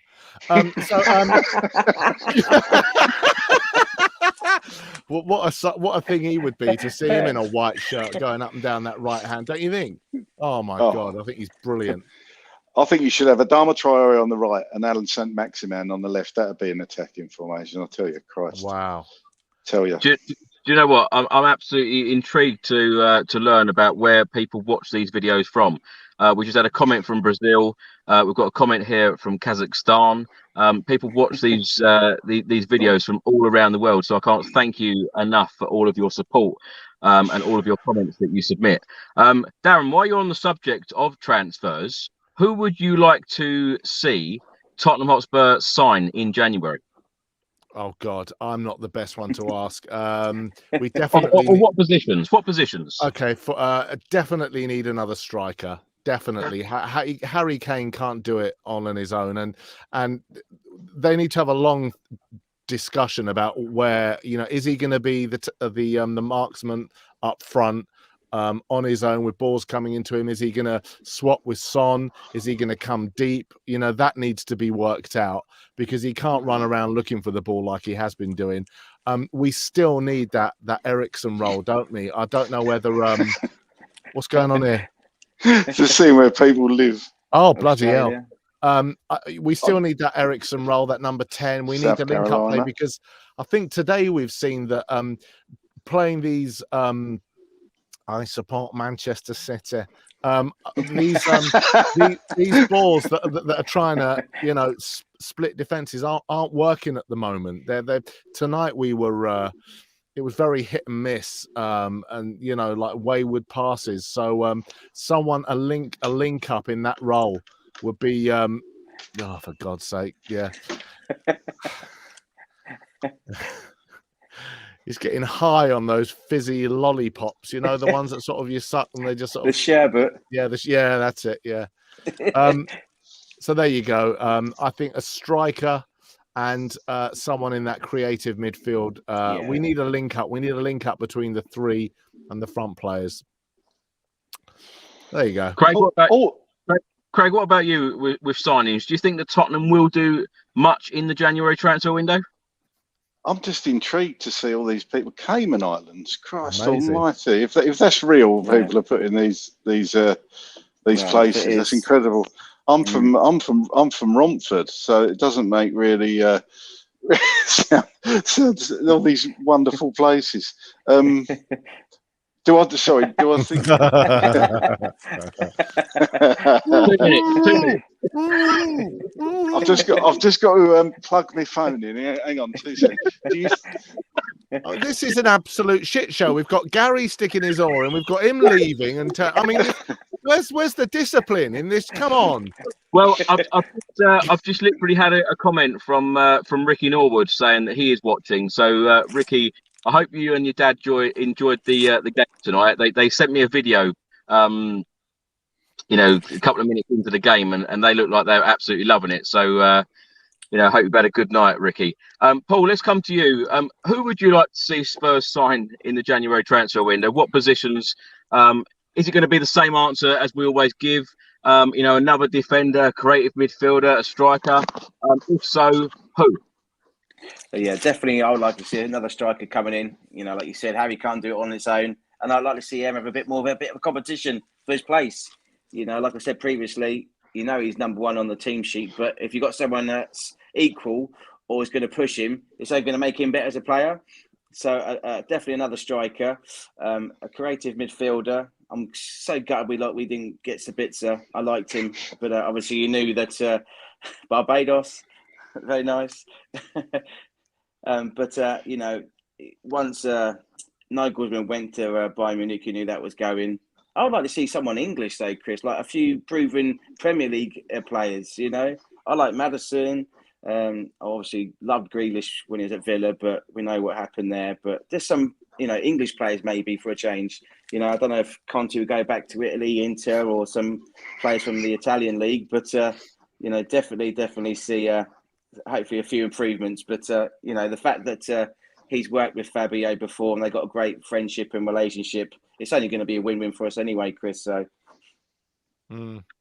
Right, let's go with some score predictions for the Everton game for Antonio Conte's first game in charge in the Premier League as the Tottenham Hotspur head coach. Darren, let's start with you. 3-1 Tottenham. 3-1? Yeah. You're super confident. I think they may get a goal because I think we're still our defence. We've got a long way to go. So I think they'll score, but I'm confident. 3-1. Come on, you Spurs. And Craig, what about you? Oh, Darren's stolen my thunder, the bastard. Honestly. You're getting more like that every day. You are, Craig. I know it's the aura of the Altman. It's rubbing off, I like a man who's not afraid to show his feelings. There you go. See, well, I am that man, and I tell you, I'm going to go for 3-1 Tottenham, same as Darren. I think we will concede, unfortunately, but I think we're going to score a few on Sunday. Yeah. Paul, you feeling confident as well? Yeah, as I said before previously, maybe not, but I am now. And I think it's going to be a 3-2 win Tottenham. I'm going to go with 2-0 Tottenham. I think Antonio Conte wants to shore up that defence. I think that he will not want to concede goals like we did tonight. If anything, it's really weird how football results work, because I saw a post the other day and someone posted up saying Manchester United 3, Tottenham 0 at the Tottenham Hotspur Stadium the other day, and he said, "How do I tell my son that we won this game?" Which I thought was really funny, because it's like we've had that result and we've ended up winners because we've now got Antonio Conte and not Nuno Espirito Santo, and I don't know. I just feel really confident in the fact that we've conceded 2 goals tonight, and Antonio Conte will not like the fact that we have conceded those 2 goals. So I think that he's actually done us a favour then going into the Premier League game, and I think that he will shore up that defence very, very well. Last question for you all. Where do you see Tottenham finishing now in the Premier League? Is top 4 beyond reach? There's a lot of very good teams out there, or does it all depend on the January transfer window? Paul, let's start with you. I see now us finishing 4th, mate. I can see us getting top 4. All the time, I think with Solskjaer in United, I think they've got the chance of losing the odd game or 2. Obviously City, Liverpool, Chelsea, scums. They are obviously a bit more ahead, but with Man United, with Solskjaer, you've seen previously, obviously they rely on Ronaldo quite a lot and Fernandes, but I can see us getting top 4, mate. I can. If we get the right players in, you know, and we can get just the players on tune again, why not get in that top 4? You know, we've been there before. We're capable of doing it. So, yeah, top 4 and bring it on. Champions League next year, son. Let's go. Wow. Darren, what would be a successful season for you? Successful season would definitely be a trophy. Any trophy will be a successful season. In terms of where do I think we'll finish,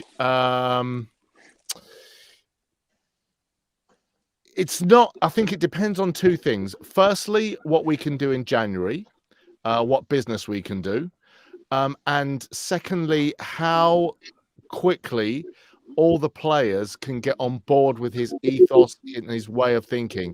Because if everyone gets on board with his thinking and his tactics and know their positions, whether they're coming on or starting for Tottenham, it bodes really, really well. But he's a very, very complex manager, and he offers a lot of options in terms of attacking and dropping back when you're defending. So everyone, you see, you look at, I don't want to say, but, you know, a lot of teams are playing really well. You know, you look at Brighton and Arsenal and West Ham. If we can get top 6, that'll be good. A Europa League place. Top 4, I don't know. Well, what about you, Craig? You feeling a little bit more confident in the league? Because surely at the start of the season, when Nuno Espirito Santo was appointed, I felt that we had to get back in the Champions League. It's all about the Champions League, always all trying to get back like in the right direction. You know, because when you think, and it's that same old line again, 2 years ago playing in a Champions League final, last year Europa League football, this year Europa Conference League football, you know, the heavy decline. But now when you have a manager like Antonio Conte, are we just being deluded and dreaming, thinking that we can get back in the top 4? Or is it what we do in the January transfer window? Because how can we fight on all 4 fronts in all 4 competitions with this squad when like even Darren said, you know, about backup striker, don't have a backup striker to Harry Kane? Yeah, it's difficult to say at the moment that we're going to finish top 4. It's not impossible, but it's improbable, I would say. I think you're right. I think it all depends on the transfer window. A massive amount depends on the transfer window. So any prediction I make is kind of going to be dependent on that and how we get on, because he's got on paper easier games, right, coming up to Christmas. Now, you say about not competing in all 4 competitions. We're not obviously going for the league, but 4th place is achievable when you look at the 3 teams that are going to finish above you. So I think 4th spot is the only one you can realistically go for. Arsenal don't bother me at all. If you can't finish above Arsenal at the moment, then we shouldn't. You know, it's not even. Well, I don't even think about Arsenal now. It doesn't actually bother me finishing above Arsenal. Finishing below them would, but finishing above them, I know that sounds daft. It's a standard thing, isn't it? Not at all. It's what? Sorry, Chris.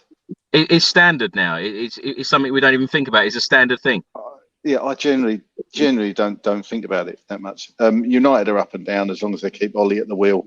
You know, he's going over many bumps in the road. But you know, to still be in 4 competitions. Remember, if we can get through the West Ham game, that's the Carabao Cup. We ain't got to worry about that till January, and then the transfer window's open. I know it's early January, so there's a lot going on. You're going to get the players fit. He's going to get them to buy in, and if they're not buying in, then they won't play. Some easier games on paper, like I say. So he's got a good chance to get some points under his belt. Hopefully, be in a good place to beat West Ham in the cup. Then we'll be in the semi-final of that. And then the FA Cup starts, and you've got to hope for a favourable draw. So it's not beyond the realms of possibility, you know, to do well in all the competitions. It's just the luck of the draw, and hopefully by January we'll get a few players in, and certainly another striker. So, long-winded way of saying, top 4 is not impossible, but it's improbable at the moment. But I would say it's not unachievable. And I'm using all these massive long words, but I know if you're asking me now, I would say I think we'd do well to finish 5th. But it all hinges on that transfer window, Chris. Well, we can all dream, and I'm with Darren. I think that if we can put a trophy in the cabinet this season, it will be very, very successful.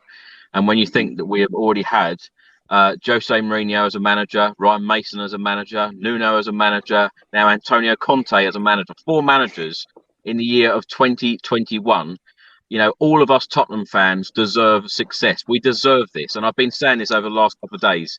The appointment of Antonio Conte, we deserve it. We deserve this appointment, and now we deserve success. So hopefully it will come very, very soon. Anyway, it's been so lovely talking to the 3 of you, and this has been a really positive show, and I've really enjoyed it. Craig, thanks so much as usual. No worries, Chris. Anytime, you know that. And Paul, thank you very much indeed.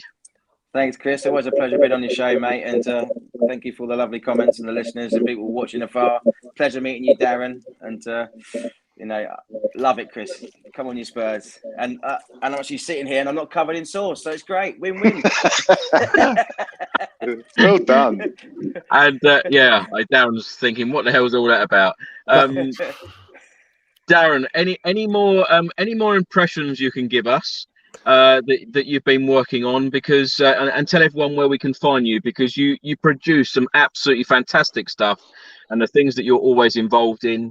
You know, you do some fantastic impressions. And a couple of weeks ago, I hope you don't mind me sharing this story. A couple of weeks ago, I was having dinner with you, and you know, when one of the guys come over to take your order, you were talking to them in the voice of Peter Dixon, the X Factor guy, and I just found it absolutely hilarious. You just must entertain everybody, you know, wherever you go. See, I mean, and I know there's a campaign to get Coity back, you know. But it would be great, you know, to if you're sitting in, you know, the South Upper, to hear, ladies and gentlemen, it's time to face Everton. Singing, I will always love you, Christopher Cowlin. I love it as well, and Gary will love me saying this. Gary was actually sat opposite you that night and said, "Darren, can you do me? Darren, can you do me? Can you do a bit of Gary?" Oh, do you know, it's I need to have him here. It's not in my head. He's got quite a croaky voice. I'd have to have him sitting here. But I need to work on Lee. Great show tonight, Edge. Great show. Great. Sort of got that, and he's got something. Great show tonight. I need to work on my Lee as well, Lee McQueen. Yeah, and my Chris, and my Ricky Norwood. Yeah, great guy, great, quite animated. I need to get the side parting and it's all coming. He's still watching. But Darren, tell everyone where they can find your great work. So, Twitter is just at Darren Altman. I feel like vote me. Yeah, it's like fucking Dancing with the Stars, isn't it? And on Instagram, I think I'm Darren_Altman. Like me, please like me. God, I'm so needy. Good night, guys. Keep up the great work, Chris. Amazing. Brilliant. Chris, I have to say, I did. Ricky put my comment on the screen on Last Word on Spurs the other night. Ricky Norwood looks right dapper when we appointed Antonio Conte. Ricky enjoying the old champagne as well, bless him. Good old champagne. He did bless go him. Full Poch. He looked so smart. It was lovely to see. He looked amazing. To say. He did look much better than I did in the suit. Yeah, definitely. Yeah, top guy as well. But I can't thank all of the viewers for watching. And as I put on the screen tonight, they are watching from all around the world. So thank you so much for all of your support. It's been a good night at the Tottenham Hotspur Stadium, certainly for us Tottenham Hotspur fans and Antonio Conte, his first game in charge as the Tottenham Hotspur head coach. Let's hope that we can get the win at Everton at Goodison Park on Sunday, climb up that Premier League table. Thanks for watching, everyone. Come on, you Spurs.